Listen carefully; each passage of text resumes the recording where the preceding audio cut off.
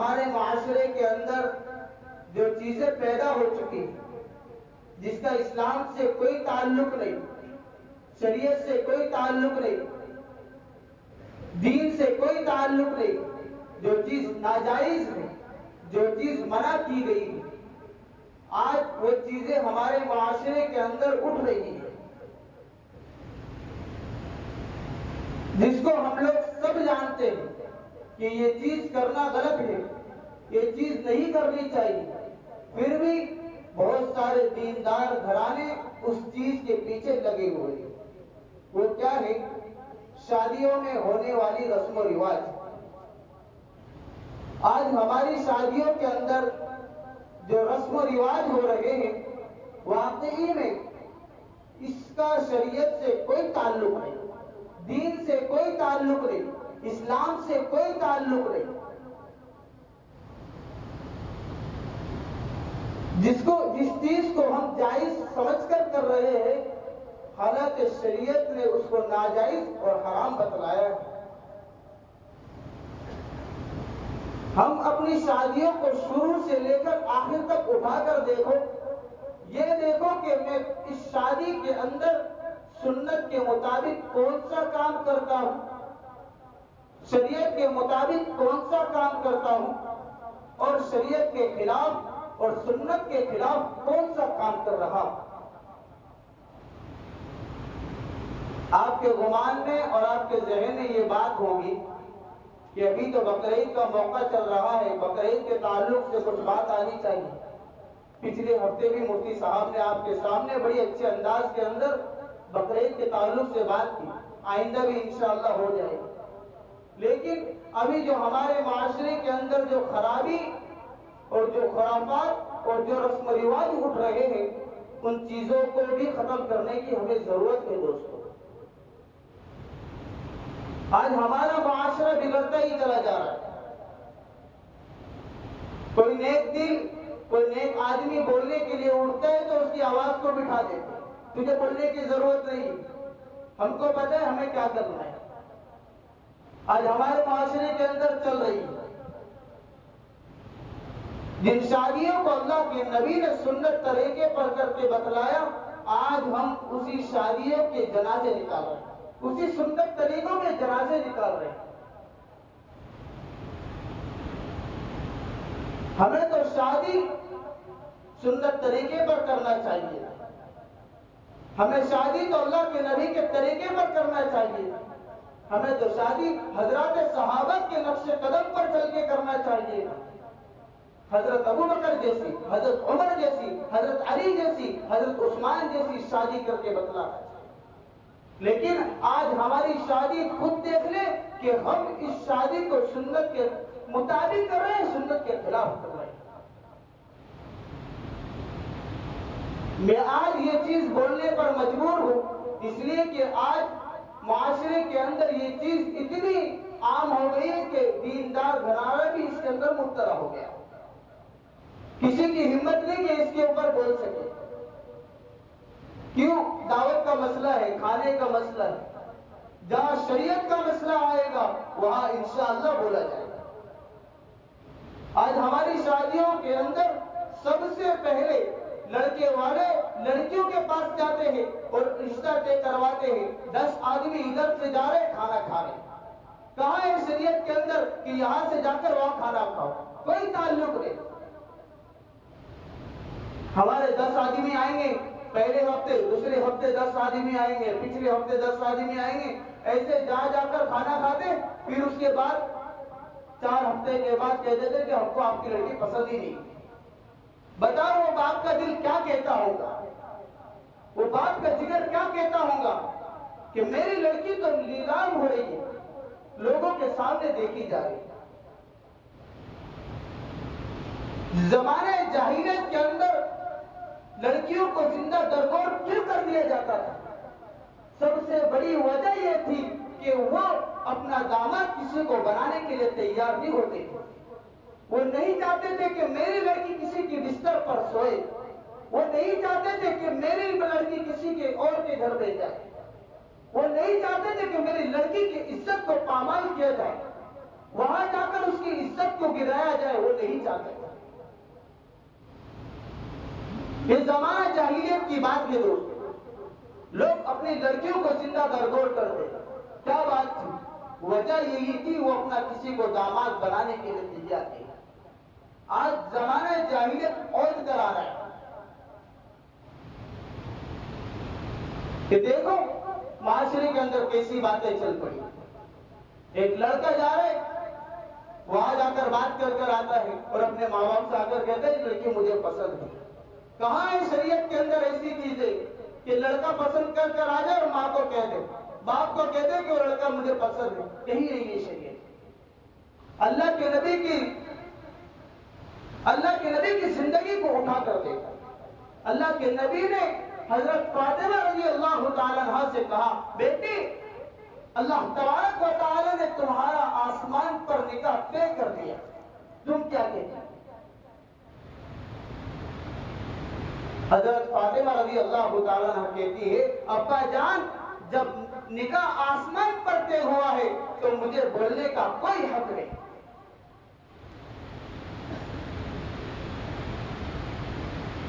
آج دیکھ لو بچے ماں باپ کے پسند کی شادی کرنے کے لیے تیار نہیں ہیں، اپنی پسند۔ شریعت میں ایسی کوئی بات نہیں ہے کہ بچہ پسند کر آئے اور ماں باپ کو کہے کہ مجھے لڑکی پسند ہے۔ اس کے بعد رشتہ ہو گیا، اب تاریخ طے ہوئی 2 سال کے بعد۔ اب 2 سال کے اندر یہ بات ہوتی ہے، اب اس کے اندر بات چیت بھی ہو رہی ہے، اس کے اندر منگنی بھی ہو رہی ہے۔ اب منگنی بھی ایسی شادی کی طرح، دیکھ لو اٹھا کر، منگنی بھی ہماری ایسی کی شادی کی طرح کہ باپ پریشان ہے، کما کر منگنی کرنے کے لیے پورا پیسہ جمع کیا اور منگنی کے اندر لگا دیا۔ منگنی طے ہو گئی، اب شادی کی تاریخ طے کرنے کے لیے اور کوئی تاریخ طے کریں گے، وہ تاریخ بھی طے ہوئی۔ اس کے بعد کیا کرنا ہے؟ شادی کرنا ہے۔ تو شادی کرنے کے لیے باپ اپنی زندگی کا کمایا ہوا سارا سرمایہ لگا دیتا ہے۔ اس باپ کے جگر سے پوچھو، اس باپ کے دل سے پوچھو، ایک بیٹی کو رخصت کرنے کے لیے، ایک بیٹی کو گھر سے نکالنے کے لیے کتنا اپنا مال اور اپنی جائیداد کو لگا دیتا ہے۔ اپنی زندگی کے کمایا ہوا سارا مال اپنی بیٹی کو لگا دیتا ہے، سارا مال اپنی بیٹی کے پیچھے خرچ کر دیتا ہے۔ اللہ معاف کرے، آج بات تو یہاں تک پہنچ گئی ہے، ایک باپ اپنی بیٹی کی شادی کرنے کے لیے یہ سود لے رہا ہے، سود لے رہا ہے۔ کیوں؟ جہیز دینا۔ کیا بات ہے؟ کیا مانگا ایسا؟ کار مانگی ہے بس، دوسرا تو کچھ نہیں مانگا، بس گاڑی مانگی ہے۔ کیا مانگا؟ ایک باپ اپنی بیٹی کی شادی کروانے کے لیے اپنے بال سفید کر دیتا ہے۔ سن لو، آج ہم کسی کی بیٹی کے ساتھ یہ معاملہ کریں گے، کل ہماری بیٹی بھی جوان ہونے والی ہے، ہماری بیٹی کے ساتھ بھی یہ معاملہ ہوگا۔ آج کسی کی بیٹی کو نیلام کرو گے، سمجھ لینا آنے والی ہماری نسل ہماری بیٹی بھی ہوگی، آنے والی نسل ہماری بہن بھی ہوگی، اس کو بھی راستے پر لا کر نیلام کیا جائے۔ کسی کی عزت کو نیلام مت کرو، کسی کی بیٹی کو نیلام مت کرو، کسی کی بیٹی کی عزت کو مت گراؤ۔ جب رشتہ نہیں طے ہوا تو کسی کے سامنے اس کے عیب مت بیان کرو، اس کی برائی مت بیان کرو، تاکہ دوسرے آنے والے رک جائیں۔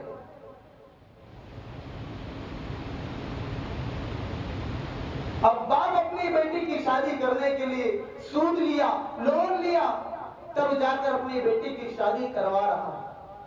شادی کروانے کے بعد بھی چین سے نہیں بیٹھتا، اس کے دل کے اندر ایک بات ہوتی ہے کہ میں نے اپنی بیٹی کو رخصت کر دیا، ابھی بھی مجھے چین اور سکون نہیں ہے۔ مجھے چین اور سکون اس وقت ملے گا جب میری بیٹی کا جنازہ میرے گھر سے اٹھے گا،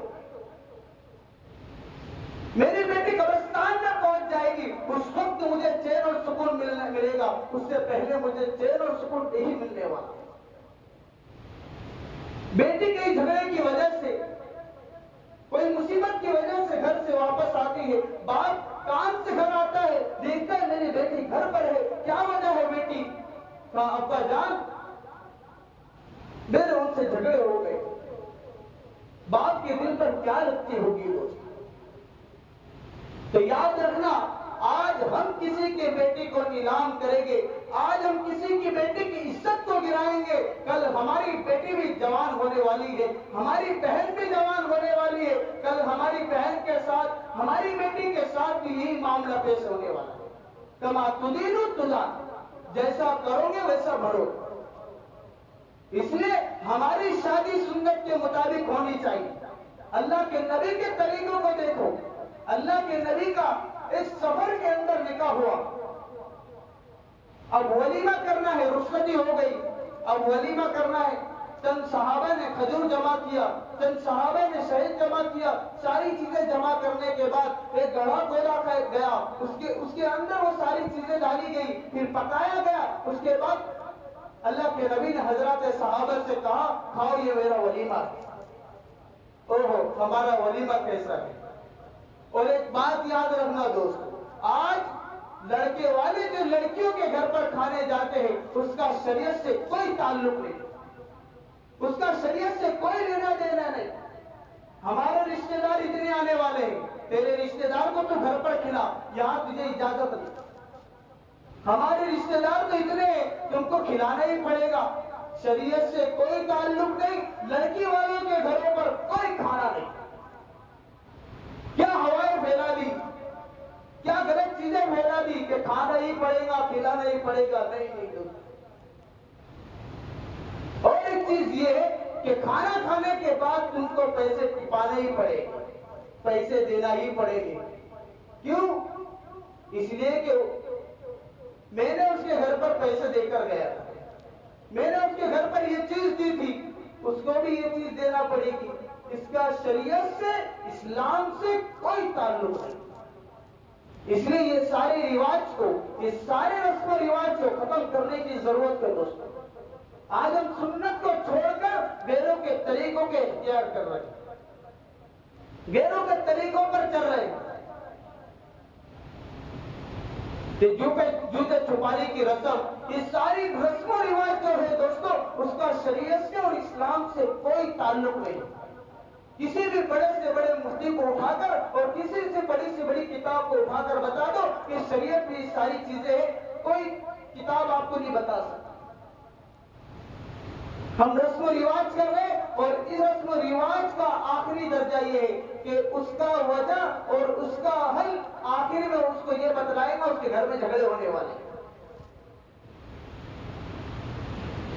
آج ہماری شادیوں میں ڈی جے بج رہے، آج ہماری شادیوں میں ڈھول بج رہے، ہمارا منڈپ راستوں میں لگ رہا ہے۔ یہ تو تکلیف دینا ہے۔ اللہ کے نبی نے تو فرمایا المسلم من سلم المسلمون من لسانه ويده، مسلمان تو وہ ہے کہ اس کے ہاتھ اور پیر سے کسی دوسرے مسلمان کو تکلیف نہ پہنچے۔ ہم راستے پر منڈپ لگا کر، شامیانے لگا کر آنے والے جانے والے لوگوں کو تکلیف دے رہے، اور اس تکلیف دینا حرام ہے، حرام۔ اور شادیوں کے اندر ڈی جے بج رہے، لڑکیاں بھی ایک ساتھ ناچتی ہیں، لڑکے بھی ایک ساتھ ناچ رہے، یہ بے حیائی اور حرام ہے۔ یہ ساری چیزوں کو ختم کرنے کی ضرورت ہے۔ لڑکے والے بھی ہلدی لگا رہے، لڑکیاں والے بھی ہلدی لگا رہے۔ کہاں ہے شریعت کے اندر ہلدی لگانا؟ ایک مسئلہ اٹھتا ہے کہ ہلدی لگا سکتے کہ نہیں؟ بتاؤ، جو چیز اللہ تبارک و تعالیٰ نے کھانے کے لیے بنائی اس چیز کو ہم بدن پہ لگا رہے ہیں، یہ اللہ کی نعمت کی ناشکری ہے۔ جو چیز اللہ تبارک و تعالیٰ نے کھانے کے لیے بنائی اس چیز کو ہم بدن پر مل رہے ہیں، یہ اللہ کی شکر گزاری نہیں، اللہ کی ناشکری ہے، اور اس کا جواب ہمیں کل قیامت کے دن پہ دینا پڑے گا۔ اس لیے دوستو یہ ساری رسم و رواج کو ختم کرو۔ نکاح اگر ہمارا سستا ہوگا، یاد رکھنا، اگر ہم نے نکاح کو مہنگا بنایا ہوگا تو زنا سستا ہو جائے گا۔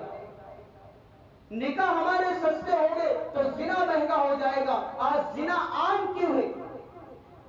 آج مسلمانوں کی لڑکیاں کیوں غیروں کے ساتھ بھاگ جاتی ہیں؟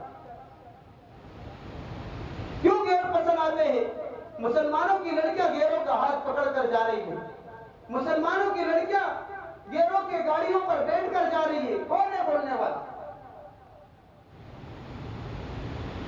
اس لیے کہ آج ہم نے نکاح کو مہنگا بنا دیا، اس لیے مسلمانوں کی لڑکیاں نکاح کرنے کے لیے تیار نہیں، کہ ماں باپ نکاح کروانے کے لیے تیار نہیں۔ پوچھا گیا کیوں؟ کہا ہمارے پاس اتنے پیسے ہی نہیں ہے کہ ہم اپنی لڑکی کا نکاح کروا سکیں۔ ہمارا معاشرہ دن بہ دن بگڑتا جا رہا ہے۔ یہ لڑکیاں غیروں کے ساتھ کیوں بھاگتی ہیں؟ کیوں غیروں کا ہاتھ پکڑ رہی ہے؟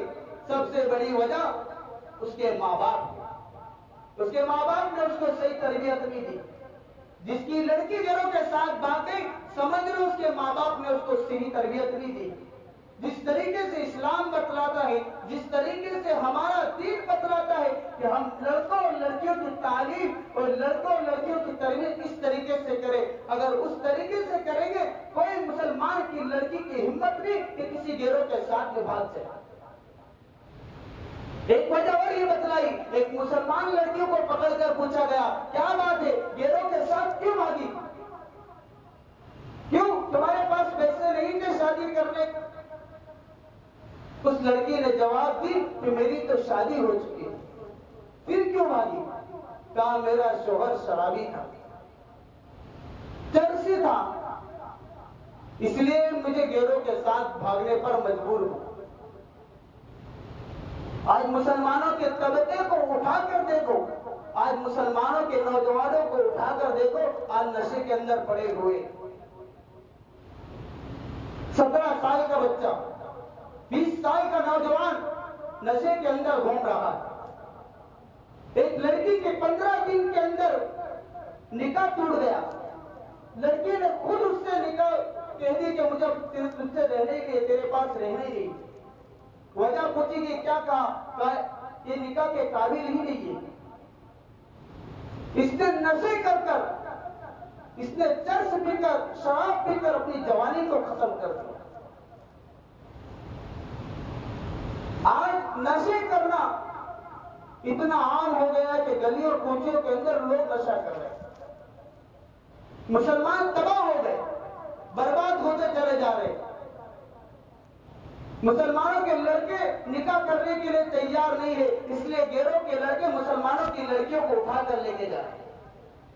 اس لیے ہمارے معاشرے کو بچانے کی ضرورت ہے دوستو۔ باتیں تو بہت ساری ہے، اصل جو ہے ہمارے گھروں کے اندر دینداری اور دینی ماحول لانے کی ضرورت ہے۔ ساری خرافات گھر سے پھیلتی ہیں، ساری خرابیاں گھر سے پھیلتی ہیں۔ ماں باپ سپورٹ بنے ہوئے، ماں باپ اس کو بھجانے کا ذریعہ بنے ہوئے۔ اس لیے اگر ماں باپ سخت ہو دینی اعتبار سے تو کسی بیٹی کی ہمت نہیں کہ گھر سے باہر قدم رکھ سکے۔